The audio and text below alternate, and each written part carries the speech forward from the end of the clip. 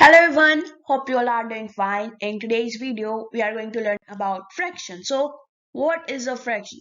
Okay, so fraction represents equal parts of a whole or a collection. So, fraction जो होता है वो represent करता है equal parts of a whole. So, what do we mean by a whole? Okay, यहाँ पे एक line है. मतलब होल मतलब जो पूरा होता है मतलब कि कोई भी चीज जो पूरी है. जैसे यहाँ पे एक लाइन है, ये इतनी बड़ी है, मतलब मान लो इट्स अ स्टिक. ओके, वो इतनी बड़ी है तो ये पूरा होल होगा, मतलब ये पूरा है. ठीक है,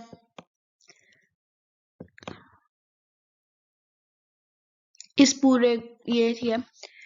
but if we divide if we divide it into equal parts, one. Okay, like we have divided this stick or this line in three equal parts.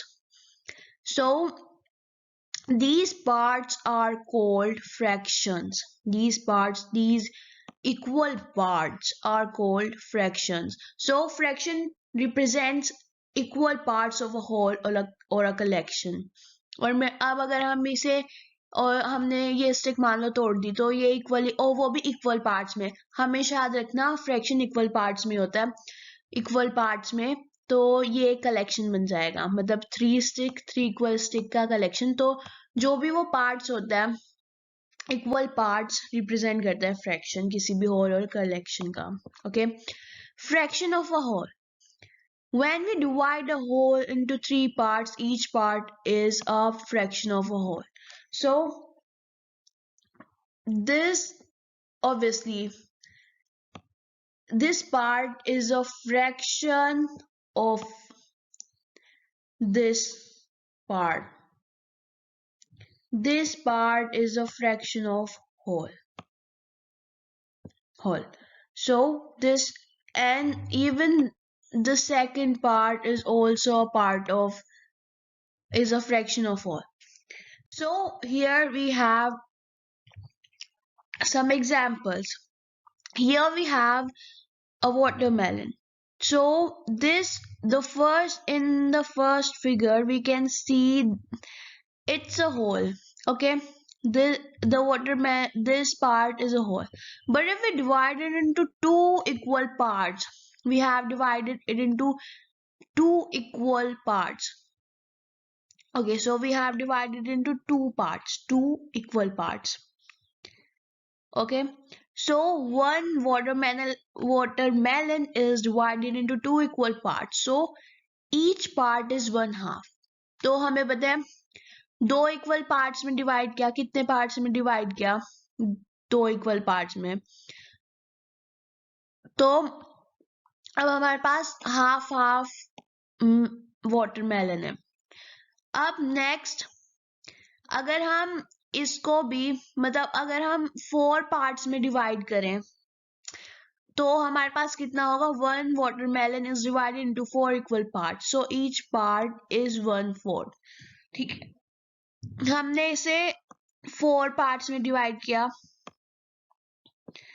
So her part okay, अगर हम इसे डिवाइड किया हमने 6 part में, तो ये part कितना होगा, अगर हम पूछें ये, तो ये पार्ट कितना होगा, ये पार्ट होगा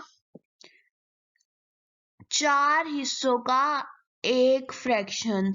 ये हमारे पास 4 हिस्से हैं, उनमें से ये वाला पार्ट एक है, तो 1/4. और ऐसे अगर हम ये देखें, ये वाला पार्ट भी 1/4 होगा, क्योंकि हमारे पास 4 हिस्से हैं और उनमें से ये एक है. और ऐसे ही तो जो ईच पार्ट है इज 1/4. अब इस वाले फिगर में अगर हम ये देखें, ये हमारे पास सिर्फ 3 पार्ट्स बचे हैं. Only 3 parts are left. Okay, so 3 parts out of 4 are left. So 3/4 of watermelon is left. तो हमारे पास अब 1/4 पार्ट नहीं है, ये यहाँ पे हमारे पास 3 पार्ट्स है, तो हमारे पास कितना वाटरमेलन बचा है? 3/4. Okay, so fraction of collection of a collection, हमने पढ़ा था कि फ्रैक्शन रिप्रेजेंट करता है होल को, लेकिन अब हमारे पास यहाँ पे है fraction also represent parts of a set और कलेक्शन. हम फॉर एग्जांपल हमारे पास कोई कलेक्शन है, हमारे पास टोटल 5 बच्चे हैं, ठीक है. हमारे पास अब 5 बच्चे हैं, उनमें से हमने कहा कि उनमें से 3 लड़कियां हैं और 2 उनमें से बॉयज हैं. अब हमारे पास तो जो फ्रैक्शन ऑफ गर्ल्स होगा, अब हमारे पास टोटल कितने हैं? 5 है, तो ये डिनोमिनेटर में आएगा. और अब हमने कहा कि उनमें से 3 लड़के हैं, तो उस 3 ऊपर आएगा. तो ये क्या हो गया? 3/5, 3/5 लड़कियां हैं.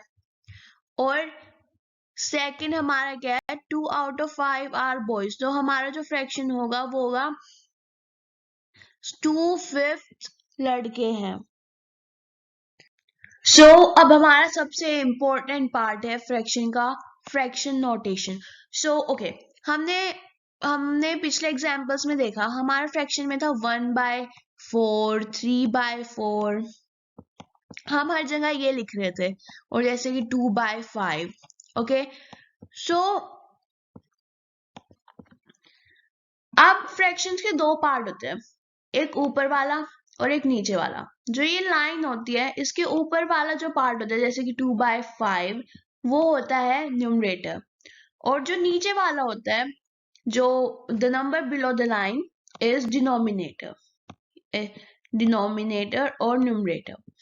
ओके, सो अब डिनोमिनेटर वो नंबर बताता है जो हमारा पूरा कलेक्शन है. जैसे कि सोचो हमारे पास 5 बच्चे हैं, तो हमारा जो टोटल कलेक्शन या सेट होगा वो है 5, ठीक है.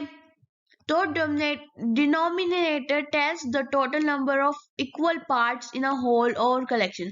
ठीक है, हमारे पास 5 बच्चे हैं, तो डिनोमिनेटर वो बताता है जो हमारा पूरा जो कलेक्शन है उसका क्या नंबर है. और उसमें से हमने कहा कि उसमें से 2 बॉयज हैं, तो जो न्यूमरेटर होता है वो बताता है जिस नंबर की हम बात कर रहे हैं, मतलब जिस नंबर की हम बात कर रहे हैं, जैसे कि जो हमने जिस नंबर की हम बात कर रहे हैं, या जिस पार्ट को हमने लिया है, जिस पार्ट को हमने सेलेक्ट किया है, या हमने tells the number of equal parts taken. Numerator tells the number of equal parts taken. So हम कह रहे हैं कि 5 में से 2 बच्चे, 2 बॉयज हैं, तो ये हो गया 2/5. पूरा कलेक्शन में कितने बच्चे? 5, और उनमें से हम बॉयज की बात कर रहे हैं, तो बॉयज कितने? 2. और ऐसे अगर हमारे पास 3 लड़कियां हैं, तो ये क्या होगा? डिनोमिनेटर में आएगा 5 और न्यूमरेटर में आएगा 3. ऐसे जब हम बात कर रहे थे वाटरमेलन की, तो वाटरमेलन में जब हम 3 पार्ट्स की बात कर रहे थे, तो हमने ऊपर 3 लिखा था और टोटल में 4. और जब हम 1 पार्ट की बात कर रहे थे, तो ऊपर हमने 1 लिखा था और नीचे 4.